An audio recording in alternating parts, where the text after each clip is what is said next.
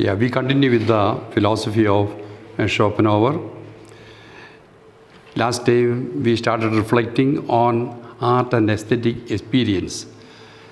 It is not a topic that is different from his philosophy.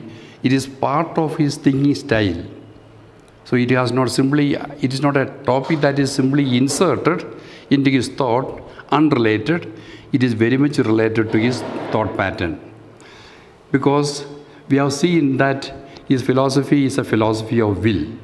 Everything is alive, everything is moving. And movement, he refers to that movement in terms of will to be. Everything wants to be. It is more explicitly present in the humans, but even in non-humans and non-living things also, there is some sort of a movement. So that is why it is called a philosophy of life. And his philosophy is referred to as the philosophy of life. Okay, now coming to art and aesthetic experience, I said it is related to his thought. His thought is highlighting the importance or the primacy of will, but here something different.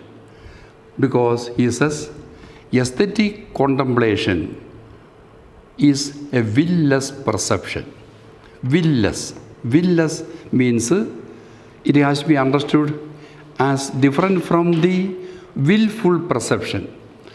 Normally, we perceive with a purpose, for some everything that we see it in terms of the utility of that one.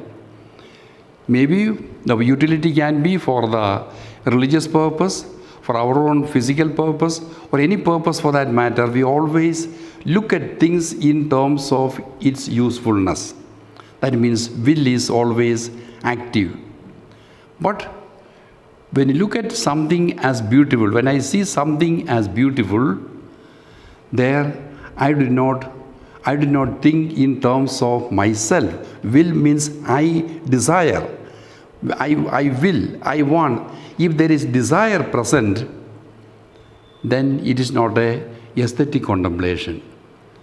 If I want to take possession of the rose flower that I saw, then I am not seeing the beauty of the rose flower. I am reducing the rose flower to a commercial commodity, something that can be bought and sold. So, real artists, real aesthetic experience, aesthetic contemplation is will-less perception. I perceive something as beautiful. There I forget myself. Simply that ego, I is not there. I disappears. Always the I is kept up because of the desire. I want. I am someone. That I is simply enters into a sort of a nothingness. When you come to morality, we will see it more clearly. Lot of influence of Buddhism is there in Schopenhauer. He is the one, in fact, brought Indian thought to the West. In the philosophical world, through the philosophy, Schopenhauer is the first one to bring. There is a Buddhist thought has influenced him very much, as we are going to see in the next portion. Here also we see when the will is active, when the will is very much up, then there is no art. It's not an aesthetic contemplation. So we don't see something in terms of its usefulness, but rather in and for itself. It is Taj Mahal is simply beautiful. It touches me. I simply forget myself where I am sitting.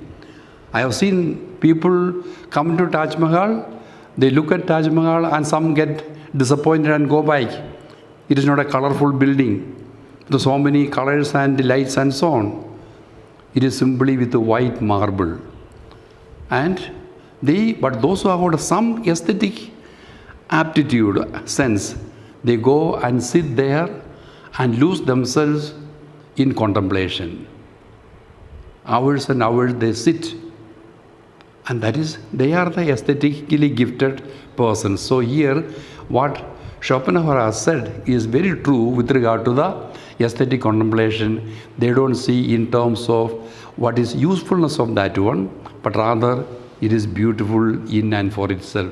My will does not play any role in it. Secondly, aesthetic contemplation is concerned not with the multiplicity of individual things, but with some unseen unity. Some unseen unity. Unseen unity means there is something which I am not seeing with my external senses, but at the same time I see something, the beauty. I cannot pinpoint and show this is beautiful. The beauty of Taj Mahal is not on the color, not on the shape. Where do you find the beauty? Beauty is something behind what we see. So we are taken from the multiplicity to a unseen unity. Now what do I mean by this unseen unity? For example, when we are focusing our attention on the multiplicity, then we don't see the beauty. Take for instance the rose flower. If you are focusing your attention on the shape of the petals, the shape of that green stuff that is protecting the petals, if you focus attention on that, we don't see the beauty. But where do you find the beauty? In its totality. In its totality. When you look at a scenery, for instance, a scenery is beautiful when those of us who have something to do with the drawing the scenery, they are not focusing on the individual objects. They are not, but the totality, the mountain and the valley and the flow of river, the sunlight, all these things together there is a beauty, not on the individual objects. So when you focus attention on the individual objects or parts, we don't see beauty at all. So beauty is seen in its, when you are able to see the totality, and the totality and unity we see behind the scene. Behind what we see, there I find there is the beauty is there. So that is the reason we cannot pinpoint and show what is beautiful. It is an unseen. It is something, a unity. It is synthetic approach, not an analytical approach. An artist will not take an analytical approach. That means part by part. In the totality we find the beauty. Taj Mahal's beauty is not in the each piece of marble, no, but in the totality. The four minars going up, same, so beautifully proportionate. It is so large. The height of Taj Mahal is higher than Qutub Minar in Delhi. But it doesn't appear to be so. Because of the proportion is such, it does not appear to be so large. The big statues in St. Peter's in Rome, large statues, the angels holding the holy water tube, they are very large. But the church is so large, so much so, we don't see them as large because it is in proportion to the proportion to the background. The statues are made. So also in the case of art, we see the beauty in the totality. In art, we are presented with the permanent essential forms of the world. In this sense, art provides us with a superior knowledge than natural sciences, since in art we are able to see something that is unseen empirically. I touched on that point. I see something which I do not see empirically. Empirically means with our external senses. The beauty I am not seeing with my eyes. What I see with my eyes is not the beauty. But through what I see with my eyes, I am taken to a realm of beauty. Something behind, something beyond what we see, that is beauty. Now we cannot just, I am not able to present to you what is that beauty. I am perceiving. I am perceiving the Taj Mahal as beautiful. I am perceiving St. Peter's Basilica as beautiful. That beauty is not, beauty does not consist in the stones that are carved, not in all the minute details, in the way they are carved. That is not the point of beauty, but in the totality, in the unseen unity, I am seeing the beauty.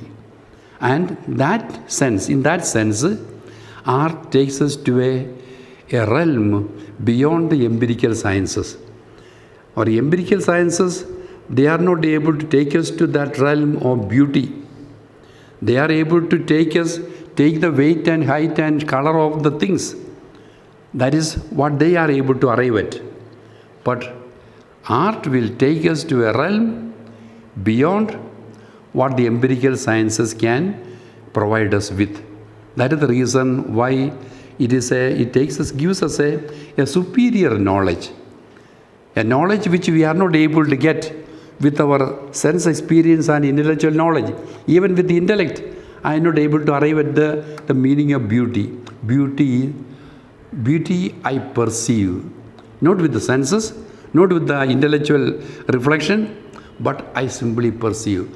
How it is something which we are with which we are gifted, and which is beyond our sense knowledge as well as intellectual knowledge. Therefore, art and artists, they are able to provide us, or they are gifted with a superior type of knowledge which logically and intellectually or rationally we are not able to arrive at.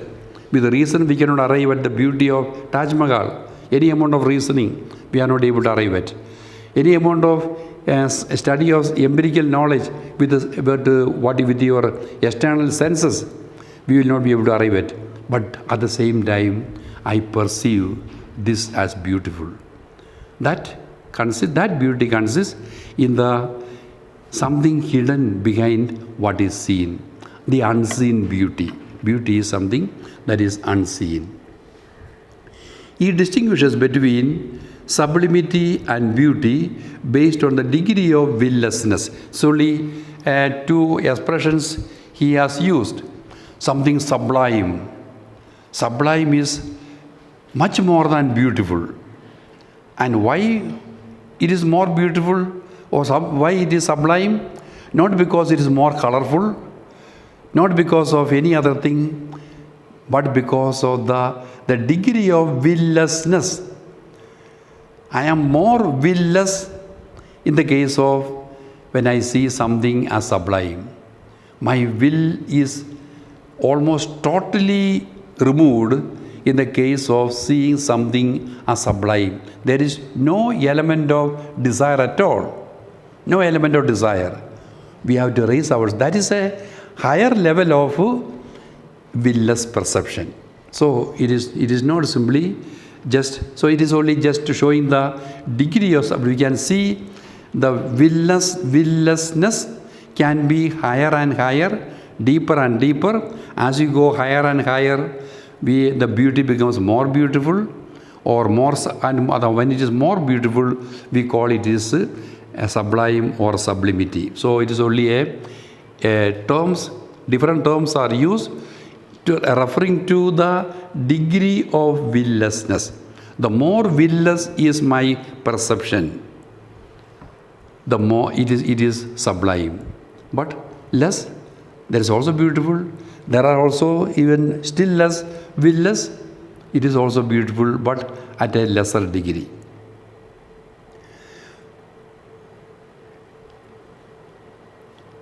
Sublimity is more difficult to attain than beauty, and it represents a conscious denial of the will. So naturally, anything that is difficult, we are one with our will. I desire.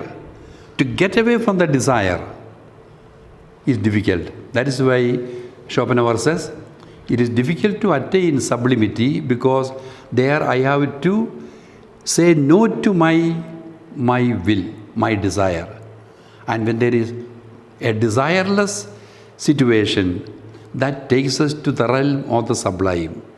It is not anything that is sublime, it is a situation. A situation I am taken up to. I am taken up to a realm of beauty, and still higher, a realm of sublimity. And how do I reach that one? Not at the object, but the way I am able to rid myself of my will, my desire. So that is why the aesthetic perception, the characteristic of aesthetic perception is willlessness or desirelessness. He also makes a distinction between a contrast between sublimity and charming.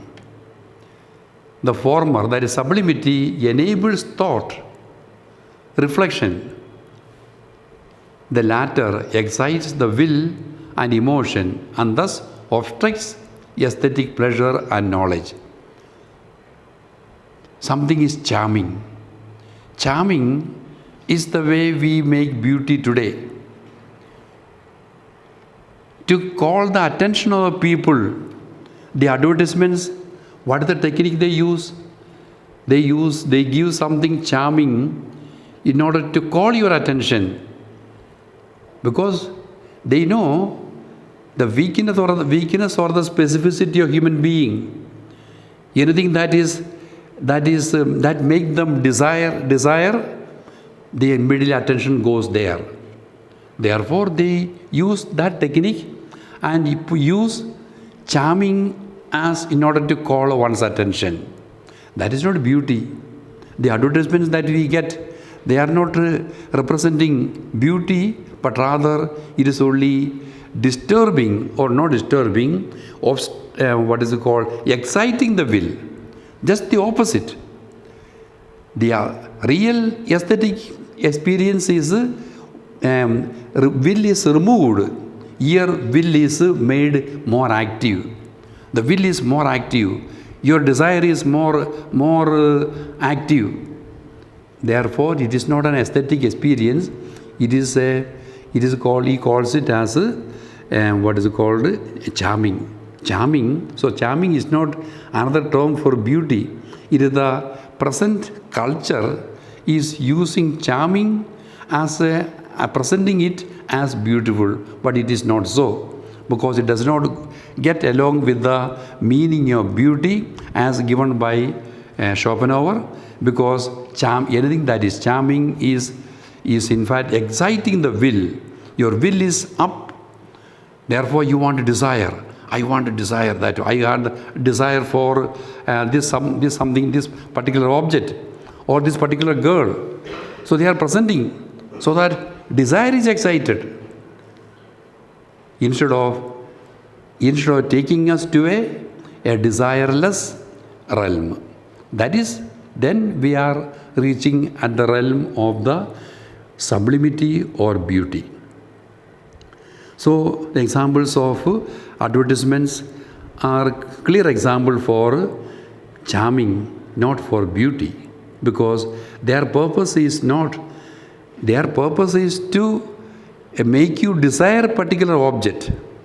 Therefore, they have to excite the will, not obstruct the will.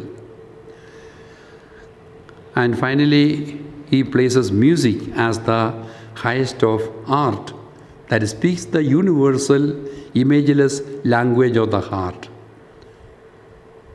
Music does not have any language. It speaks the universal language. It touches the heart. It speaks an emotion. I did not know a particular type of music, but we are elevated to a realm through music, without knowing, not by knowing the words, but the music is taking us to a realm. I have tried our Indian bhajans in Germany. They have never heard bhajans. But then I asked them, I gave some introduction. I told them, close your eyes and then remain focused. focused and attentive, silent, looking into the inner of your being.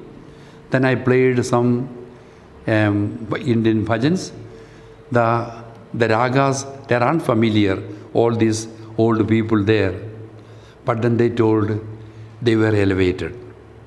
They did not know the meaning, the words, but the music spoke to them in a language understandable to them, which is true with regard to any culture for that matter. Even if you do not know the culture in which the music is composed, we are able to get that one. It speaks the imageless language, because it speaks the universal imageless language of the heart. It touches. And for that, of course, the present-day music, again I am coming to present-day music is not, it is more exciting, it is more charming. Everybody wants to jump up and down, spontaneously must go into a dance.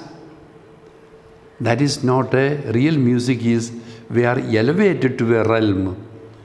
Just as you watch a Taj Mahal, you are elevated. That way, when you are elevated, then that is art. That is the real music. The other one is only what is called exciting your will, exciting your emotions. And that is not real music. Real music is something different, which speaks to your heart. You are not excited. You are able to see in the inner of your being what the music speaks. So only a few points are given by Schopenhauer. I have given a little coloring to it with my own thought, not completely, but then I think there is a basic aesthetic philosophy in Schopenhauer, which he says an exception to the ordinary way of willful perception, a will-less, desireless perception, a situation, that is aesthetic experience. The next point is pessimism. Now, his philosophy is referred to as pessimism. Both Schopenhauer and Nietzsche, both are philosophers of life. Both speak about the dynamism and movement of reality. But then we can distinguish one from the other insofar as Schopenhauer is referred to as a pessimist and Nietzsche is referred to as a nihilist. So both are philosophers of life, but then more precisely Schopenhauer is a pessimist and Nietzsche is a nihilist. Again, this also, the philosophy of pessimism also came to his thought pattern and what is called in keeping with his thinking style. It is not because he had some negative experiences when he was at home. Some of the things we referred to, some dark experiences he had, is what is called the relation with the mother and the father's death, father's suicide. All those things are, and his experience on the teaching level. That is not the reason why he arrived at a pessimism. It is in keeping with his thought pattern of will. How? Inspired, of course, as I already told, the idea of pessimism or the thought on pessimism is very much inspired by Buddhist thought. The world is ultimately will, which we have seen, will and idea. The world is will, desire, wanting, I want to be. I want to be, that is a will to be, will to existence. And the will itself indicates want. When I say I will, I am saying I want, I desire. So will, another term for will is desire or wanting. But then just as Buddha has said, I have desire, but Schopenhauer also says the same thing. Its craving is greater than its reach. I want so much. I want to reach this height, but then I am not able to reach that height. I am able to reach only this much, but what I desire is much more than what I am able to reach. So, as a result, what happens? Hence, the world, there is an unlimited desire, but only limited fulfillment. The desire is without any limit. I am never satisfied with what I get. That is the technique used by the advertisements. That is the people are never satisfied because never satisfied. Satisfaction we can never buy from the shop. You go to gather shop, you will not get satisfaction. The more you buy, the more you accumulate, the more desirous one becomes. Nietzsche, Christ has understood that one. St. Francis has understood. Buddha has understood. Schopenhauer also has realized that one. So he is telling our desire is simply beyond the fulfillment. We are not able to fulfill the desire. Always something yet more to be done. You get the best car, still your desire is still there. What is the latest? Still more anything is there. Never we can satisfy. Satisfaction can come only from a way of life, a way of thinking. That only can bring us satisfaction. Hence, the world is a world of suffering, because the world is a world of will, and will refers to want or desire, and the desire is always without any limit, a limitless desire. And as a result, what happens when desire cannot be fulfilled repeatedly, constantly, we are in an unfulfilled situation, then as a result, we are in suffering. We are suffering because I want, but I am not able. I cannot. The creatures, they do not have any significance except the will to live. But after birth, it tends towards death. Again, all the living beings, they want to be without any limit, a limitless wanting. But then, in a cool thinking, they realize they are moving towards an end. Their desire cannot be realized. Everybody knows it for certain. So, that after birth, it tends towards death. That means at the end of existence. We are not able to be. That we know it. But after it tends towards death, the fear of death is the cause of religion and of popular metaphysics that tries to deny the vacuity and emptiness of life. The reality of life is vacuous, empty, meaningless, because everybody is trying, everybody is desiring, but not reaching. This is the real situation. But then a philosophy is developed, popular metaphysics he calls it, popular metaphysics, and also many of the religions, they also try to be blind to this fact. This is the reality. We are the empty, without purpose we are going on craving, but we cannot get it, and as a result, but then a philosophy is created to cover up the reality. If a religion is created in order to cover up this one, saying that no, It is not empty. So actually it is only a blindfold is created. That is the one. That is the reality. Every living being is ready to do anything to preserve its existence, even at the cost of others. That is, every one of us know. Everyone wants to be. Therefore, anything they will do. There was an aeroplane accident on the snow-covered mountains in South America so many years back. And there, the radar lost the connection. They couldn't locate the place. The lot of searching was done because kilometers and kilometers unapproachable, big mountainous area.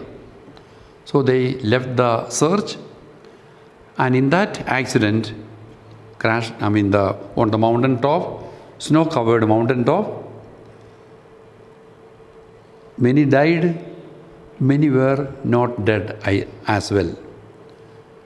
And there's nothing else. Only snow is there. They want to survive. They ate up all that is available to be eaten, that is possible to be eaten. Then they started what? They started to eat the flesh of the dead people because it will not get decayed fast because of snow. They started eating. Even that also over. Then they started to kill one another. Everyone wants. Even at the expense of the other one. I want to be. But nothing else. Whole horizon, there is only snow, white snow. Some way or other, one or two managed to escape. They came to the place where people are living. They communicated the matter. It is not simply a story. It is actually what happened. They communicated what happened. After the course, those who were there, they were saved. What I want to say is that everyone wants to be. Now this coronavirus, it is in fact, I am afraid of what is going to take place in the imminent future. Repeatedly I used to say about, let us be grateful to God. Now a situation will come when people have nothing to eat, no job, nobody can employ anyone, nobody can be employed. What is to be done? They want somehow to keep themselves alive. They will go and break open wherever it is possible. It is very imminent. Unless some vaccine is found out, we can fall into that kind of. That is going to be more dangerous for the world than now. It is imminent. Unless God intervenes and helps, unless we raise up our hearts and say, please help the human wisdom, not human wisdom, divine wisdom in humans to find out a vaccine. God has intervened. He has taught, I think he provided the humans have learned a lesson, then I think the intention of God is already realized. So my purpose, why I am referring to this point is that everyone wants to be. There no moral sense. There is no mine and yours. I want to be. I don't care whether you want to be, whether you are going to be alive or not. Everyone wants to be. That desire to be oneself, I, ego. That is special. That is the specificity. And when we are not able to have that, able to fulfill the desire, we fall into what is called a world of suffering. All desperately pursue what they will without understanding its worthlessness. We are all wanting we are building castles in the air, dreams, dream world, I want, without knowing in reality they are not going to attain what they crave for. Without knowing that one, everyone is desperately craving for something, a dream world. That is what he is telling. And so, without understanding its worthlessness, thus he says, pleasure, joy, etc. are illusory and negative realities. It is only imagined. The so-called joy and pleasure is only an imagined situation. But what is the reality? Pain, sorrow, anxiety, suffering, they are positive realities. Normally we say the suffering or pain, sorrow, all those things are negative. But he says, actually what is present in the humans, in the reality, in the world is pain and suffering and despair and so on. That is the positive reality.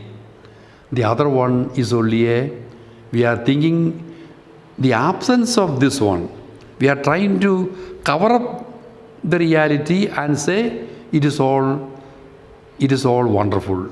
It is only imagined situation according to him. And that is why he says, the biblical story of Job, we are referred to book of Job as to how regarding his faith, we refer to that to his story of Job. So he says, the story of Job has the flavor of reality. There's a touch of reality.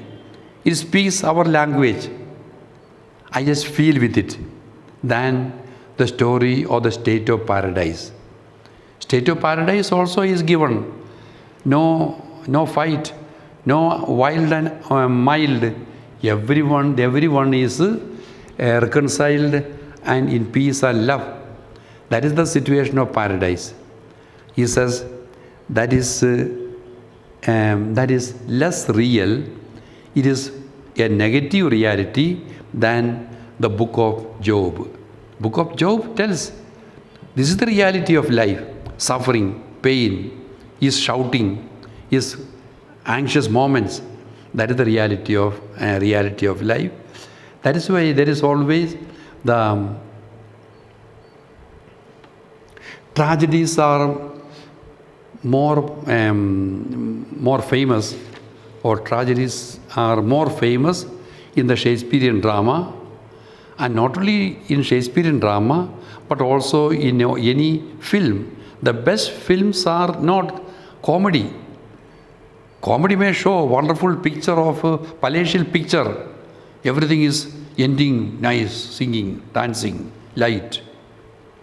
But that does not touch the reality. When a person is struggling, that speaks your language. Now you understand the meaning, how philosophy is becoming down to the earth. I told at that time when I spoke in the first classes of this year that it speaks our language. I get the feel of that one. When Job is shouting, why such a suffering is given to me? We can feel with that one.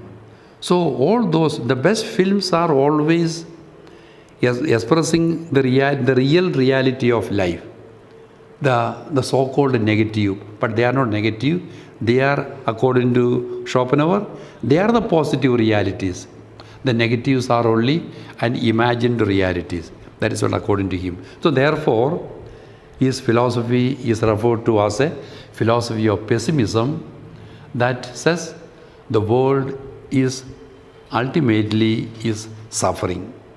Because the world is will, the world is desire, the world, everything want to be, but then ultimately it is not unfulfilled desire. And that brings about we are in suffering. That is the so-called negative, but that is the real positive picture. That is the real picture of the world, pessimism. So it is not normally when you speak about pessimism, it is about a negative tone. That means it is something that is a negative way of looking at reality. He is a pessimist. That means he doesn't understand, he doesn't see any light in life. He sees only darkness. But that meaning there, pessimism. But then why his philosophy is referred to as pessimism?